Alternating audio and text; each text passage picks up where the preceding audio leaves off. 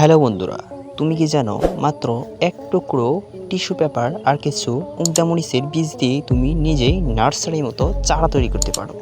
মাটি নেই, ঝামেলা নেই, খরচ শূন্য। আজকে দেখাবো পুরো প্রসেসটা শুরু থেকে শেষ পর্যন্ত। প্রথম, বীজ প্রিপারেশন।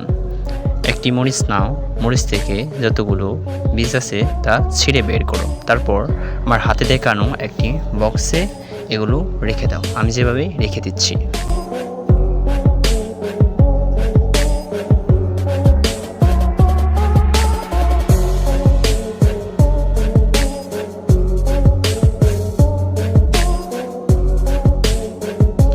রেখে দেওয়া শেষ হলে তারপর এই কুসাগুলো ফেলে দাও।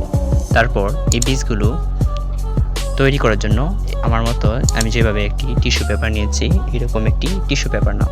তারপর এটা তোমার যতটুকু বীজ আছে তা অনুযায়ী তার পেপারগুলো ছিঁড়ো। তারপরে বীজগুলো তুমি এই টিস্যু পেপারের উপর আমি যেভাবে দেখাচ্ছি ভিডিওতে সেভাবে ছড়িয়ে দাও। তারপর একটা জিনিস খেয়াল রাখবে, এখানে যদি কালো বা নষ্ট কোনো বীজ থাকে সেগুলো ফেলে দাও। আমি যেভাবে বীজগুলো ওই যে টিস্যুর উপর রেখেছি যাতে একটার সাথে একটা যাতে মিক্সড না হয়, এতে তারপর যখন এটা থেকে জার্মিনেশন হবে, আঙ্কুর বের হবে, এতে সমস্যা হতে পারে। আমি যেভাবে পানি দিচ্ছি স্প্রে করে সেভাবে তুমি পানি দিয়ে দাও। তারপর তুমি আরেকটি টিস্যু পেপার সেম এরকম করে এটার উপর বসিয়ে দাও।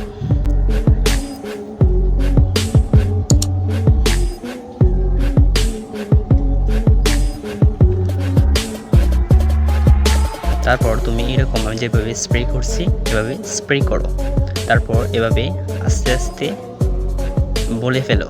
আমি যেভাবে এগুলো ভাঁজ করছি সেভাবে তুমি ভাঁজ দাও। আস্তে আস্তে একটু একটু ভাঁজ দিবে আর এভাবে স্প্রে করে পানি দিতে পারো। এতে বীজগুলো খুবই সচ্ছল থাকবে, বীজগুলোর জার্মিনেশন ভালো হবে। তারপর তুমি এরকম একটি বক্স নাও। তারপর বক্সের মুখটা তুমি ভালো করে আটকে দাও যেন বাইরে কোনো বাতাস বা রোদ সরাসরি প্রবেশ না করতে পারে। ওকে, দেখা হবে পরবর্তী ভিডিওতে। আপনারা এই বীজগুলো থেকে আবার কীভাবে চারা তৈরি করবেন। আল্লাহ হাফেজ।